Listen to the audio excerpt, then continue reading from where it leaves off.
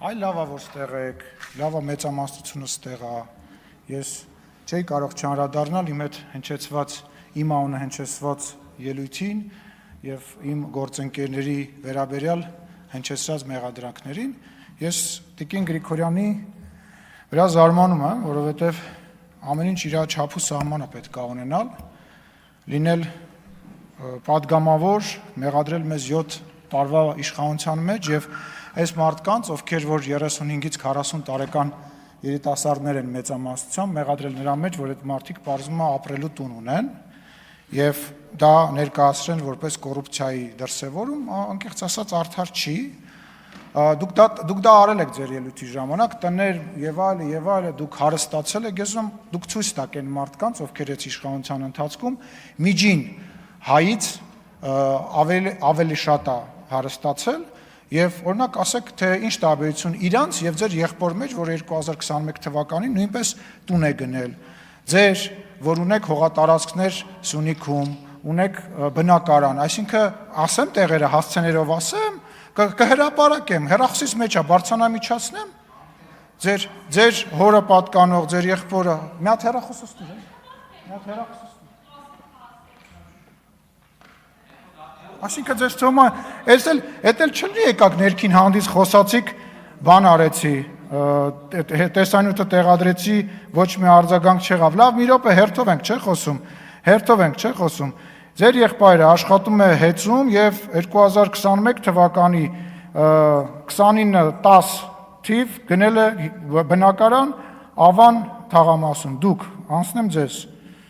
ուր եք ձեզ, անշարժ գույք, ձեր հորը պատկանող սեփականության հող, կտեղադրեմ այս թուղթը, կարծում եմ դրա կարիքը չի լինի, կտեղադրեմ թուղթը, ժամանակը չվատնենք, հա, և գալ խոսել այս մարդկանց մասին, որ իբր հարստացել ենք, Ռուբինյանը ճիշտ է ասում, դա պատեհապաշտություն է, եթե դուք, պարոն Մինասյան, մի խանգարեք էլի, եթե դուք ուզում եք հարստացած պաշտոնյաների մասին խոսել, Սերեն Օհանյանին հարցրեք իր տների մասին, Լևոն Քոչարյանին հարցրեք, ասեք, դուք 10 տարի եք իշխանություն եղել, այս երիտասարդները 7 տարի են իշխանություն, այդ 220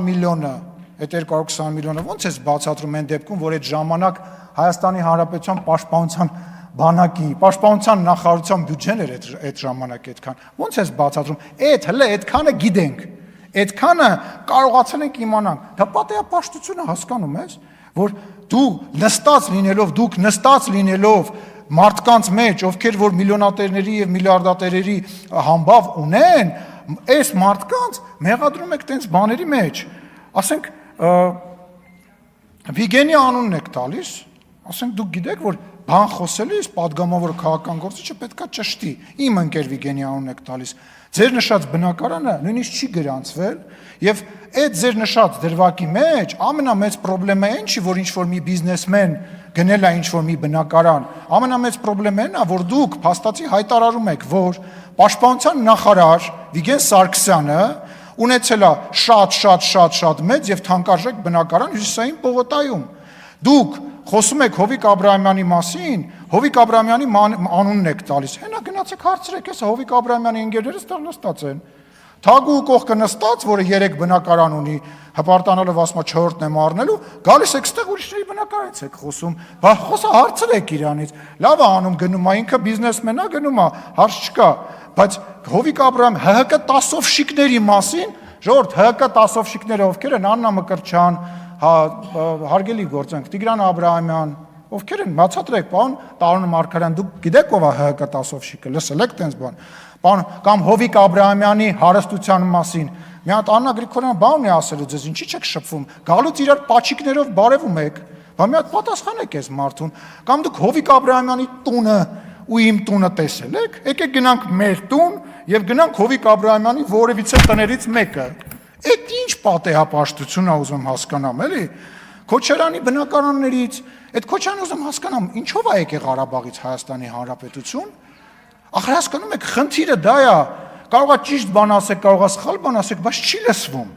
ձեր պրոբլեմը կանում է նաև նրանում, որ դուք ընկել եք մի ցիկլի մեջ, չեք նկատում այդ ցիկլը, դուք անընդհատ արդարանում եք, հիմա էլ դուք, Ես արդարանալու բան չունեմ,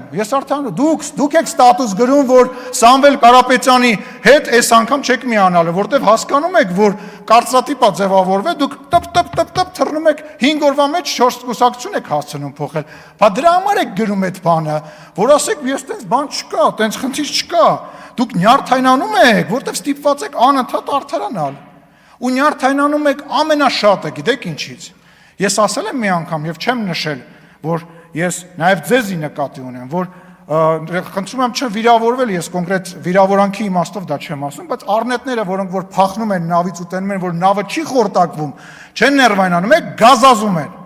գազազում են, չի խորտակվելու այս նավը ու չխորտակվեց ձեր գնալով ու հաջորդ ընտրություններին էլ տեղ գտեք, որ հայտնվեք այս պարլամենտում։